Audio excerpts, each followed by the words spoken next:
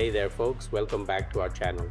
Today we've got something super important to talk about, but don't worry, we'll keep it simple and easy to understand. First up, let's chat about symmetric keys.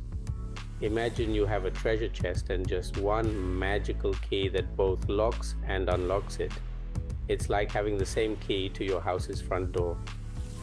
So when you send a secret message to a friend, both of you use this same key to lock, encrypt, and unlock, decrypt it. It's quick and straightforward.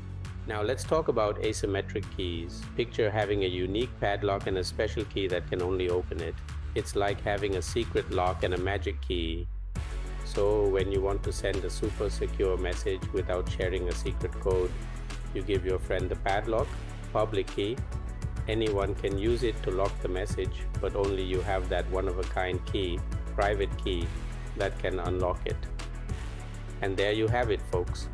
Symmetric keys, like using one key for both lock and unlock, and asymmetric keys, like having a special lock and a unique key to open it. We always keep it simple and easy to understand here.